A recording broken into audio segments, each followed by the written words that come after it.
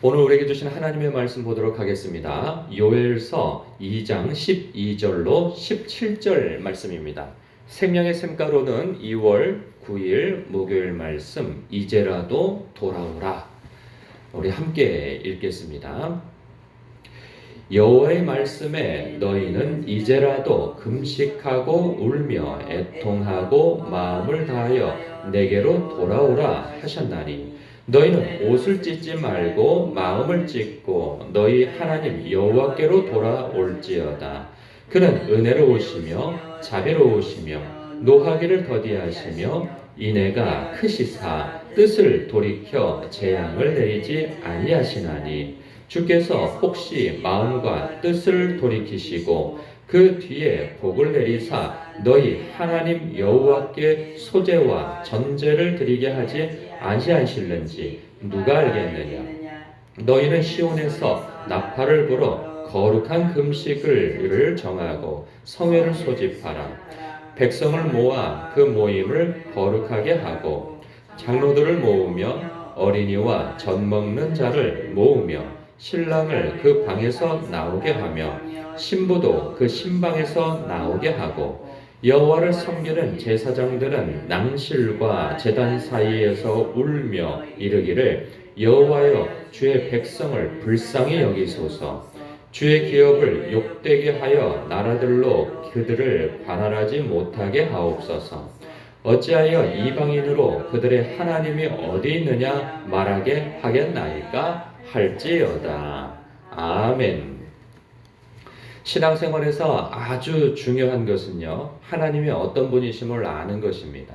하나님을 알지 못하고 신앙생활을 한다면 이것은 참으로 많은 손해를 볼 뿐만 아니라 그 영혼을 잃어버리게 되어지는 일까지도 생겨나죠. 요엘서를 통해서요, 하나님이 어떤 성품을 가지신 분이신가 를 우리에게 알려주고 있는데요. 하나님은 거룩하셔서 이 죄를 미워하시는 분이심을 우리는 확인할 수 있어요. 그래서 하나님께서는 그 죄를 지은 자들에게 있어서는 반드시 심판하시는 하나님이시라 하는 점입니다. 자기 백성이라고 봐주시는 법이 없어요. 그래서 징계하셔서 어떻게 해서든지 하나님께서 돌아오게 하시는 하나님이시라는 거예요. 어떤 사람들은 그런 생각을 합니다. 하나님은 사랑이시기 때문에 하나님께서는 심판하지 아니하시고 하나님의 백성 같은 경우에는 뭐든지 그냥 용서하신다는 거예요. 뭐든지 용납하시고. 정말 그럴까요? 성경을 통해서 만나는 하나님은 그렇지 않아요.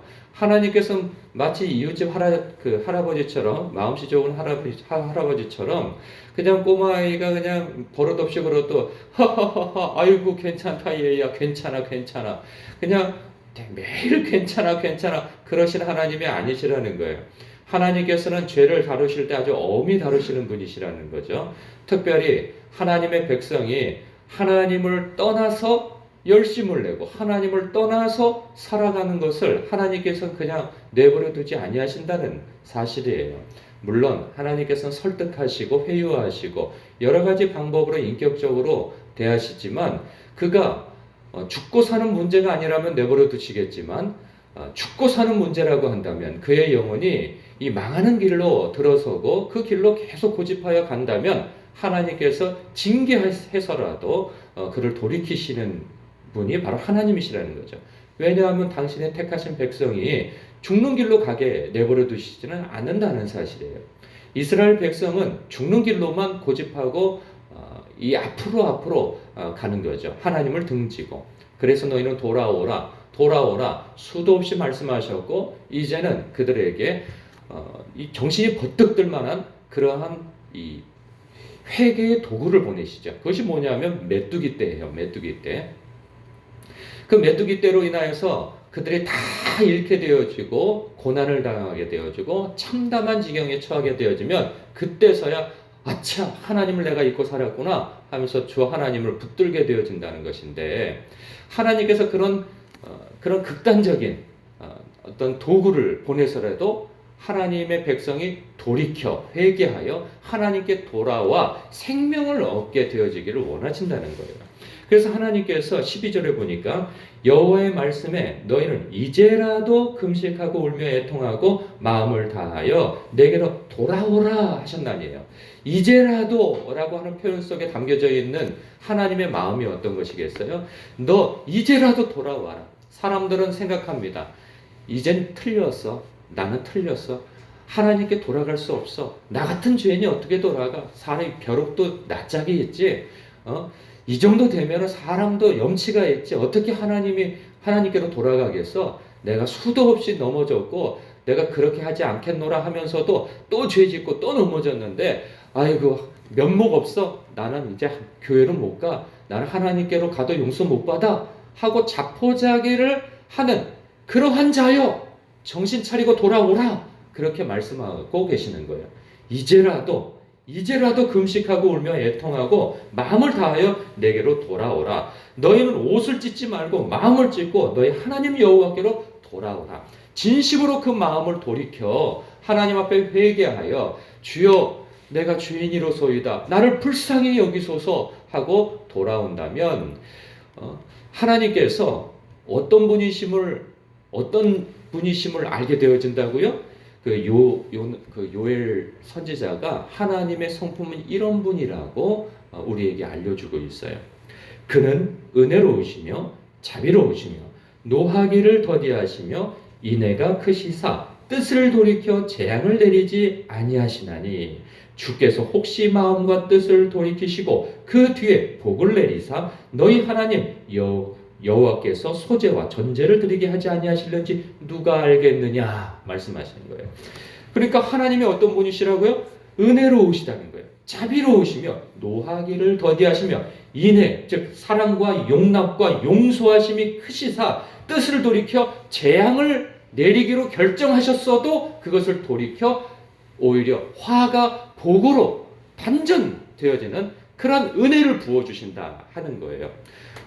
무엇으로 봐도 그들은 하나님의 저주를 받아 죽게 되어질 지경인데 돌이켜 오히려 그것이 화가 복으로 바뀌어지는 은혜가 생겨난다는 거예요. 하나님께서 그렇게 역사해 주신다는 거죠. 이 광경은 요나서에서도 우리는 확인했어요. 요나서에서 하나님께서 너 니느웨로 가라. 니느웨 백성들이 이제 40일 후면은 망하게 될 것이다. 너는 그것을 전하거라. 그러잖아요. 그래서 우여곡절 끝에 가서 전했어요. 그리고 어떤 역사가 일어납니까? 그 아수르 백성들은 하나님 앞에 참으로 그 악함이 하나님 앞에 상달되어져서 이제 멸망당해 죽어야 할 운명에 처해져 있는 자들이에요. 그런데 그들이 놀랍게도 하나님의 그 복음을 듣고 돌이킨단 말이에요. 오라, 우리는 죄인이로소이다. 어떻게 해야 우리가 살겠습니까? 하고 그들이 자진하여서 하나님 앞에 나와 베옷을 입고 그리고 옷을 찢으며 그리고 자기들뿐만 아니라 짐승까지도 베옷을 입히고 그리고 금식을 선포하고 모든 즐거움과 모든 악독을 끊고 하나님 앞에 나오지 않습니까? 뿐만 아니라 그 내용은 15절 16절에 나와 있어요. 오늘 본문에 너희는 시온에서 나팔을 불어 거룩한 금식일을 정하고 성회를 소집하라. 그러니까 금식일을 정하고 모여서 예배드리라 이거죠. 하나님 앞에 기도하라는 거죠. 회개를 선포하라는 거죠.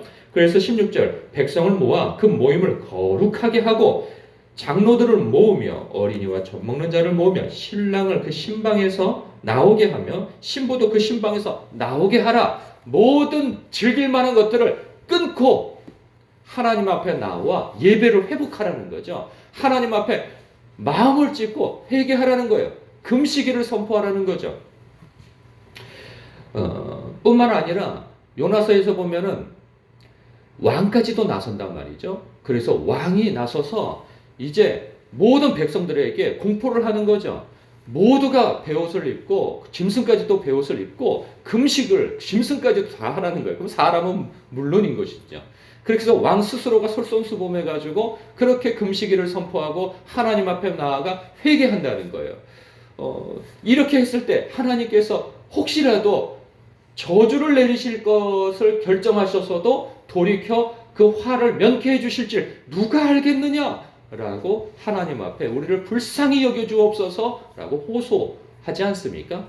그런 것처럼 17절에서도 여호와를 섬기는 제사장들은 낭실과 제단 사이에서 울며 이르기를 여호와여 주의 백성을 불쌍히 여기소서 라고 호소하고 기도하라는 거예요.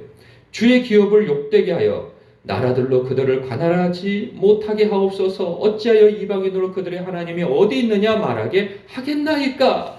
그러니까 하나님의 백성이 하나님 앞에 불순종하여 하나님의 징계를 받아 이방인의 손에 넘겨짐으로 말미암아 쫄딱 망해가지고 그들의 입에서, 이방인들의 입에서, 야 너네 예수 믿는다며, 너네 그렇게 뭐 하나님 믿는다고 그렇게 잘난 척하더니 야 꼴이 그게 뭐냐 라고 조롱당할까 두렵습니다. 그런 일이 있지 않게 주님 우리를 불쌍히 여겨 주옵시고 저 백성들을 불쌍히 여겨 주옵소서. 그렇게 간구하라고 하지 않습니까? 여러분, 하나님 앞에 단순해지셔야 합니다. 하나님 앞에 간구하셔야 돼요. 주님 나를 불쌍히 여겨 주옵소서. 이 교만한 자를 불쌍히 여겨 주옵소서. 어제도 말씀드렸지만 우리가 누군가를 신경 쓰면서 저 사람을 불쌍히 여겨 주옵소서, 이 중보하는 마음도 중요하지만 어떤 때는 그런 생각도 들어요. 자기가 하나님 앞에 불쌍히 여김을 받아야 한다는 사실을 망각한 나머지 다른 사람에 대해서 아유 저 사람 주님 저 사람 불쌍히 여겨 주옵소서, 그 사람도 불쌍히 여김을 받아야 하겠으나 본인도 주님 앞에 불쌍히 여김을 받아야 된다는 사실이에요. 그래서 하나님 나를 불쌍히 여겨 주시사 주님 앞에 이 교만함이 끊어지게 하여 주옵시고 이 죄악이 끊어지게 하여 주옵시고 이 악독함이 끊어지게 하옵소서 라고 간구해야 합니다. 그리고 교회에서 직분자요, 먼저 된 자요, 저와 같은 목사가 되는 사람들은 자기의 죄를 구할 뿐, 회개하여 하나님 앞에 간구할 뿐만 아니라 우리가 이 연약한 성도들과 이 한국 교회와 이웃들과 그리고 이 온 백성을 위해서도 마치 내가 죄 지은 것처럼 주님 저들을 불쌍히 여겨 주옵소서, 주님 불쌍히 여겨 주옵소서 라고 간구해야 할 것입니다. 요엘서를 우리에게 허락하시는 특별한 의미가 있다고 저는 믿습니다. 이때 우리가 회개하여야 돼요. 우리가 뉴스만 보더라도 오늘날 곳곳에서 마지막 때의 징후들이 보이고 있지 않습니까? 우리는 때는 몰라요. 그러나 주님께서 이러한 징후들을 보면 때가 가까워졌음을 너희들이 알지어다 라고 예수님께서 말씀하지 않으셨습니까? 우리가 깨어 잠자는 자들 가운데서 깨어 일어나 기도해야 할 때인 것이죠. 여러분 이렇게 예배 자리에 나오셔서 이 새벽 때부터 하나님 앞에 헌신되어져서 본인을 위해서, 가족을 위해서, 교회를 위해서, 이웃을 위해서, 이 나라 이 민족을 위해서 기도하는 여러분들이 참으로 귀하다는 그런 생각이 듭니다. 하나님께서 여러분의 기도를 들으셔서 오늘 말씀하시고 약속하신 바 돌이켜 오히려 복되게 할 것이다 라고 하는 그 약속의 말씀으로 인한 축복이 여러분들에게 임하기를 주님의 이름으로 축복합니다. 기도하겠습니다.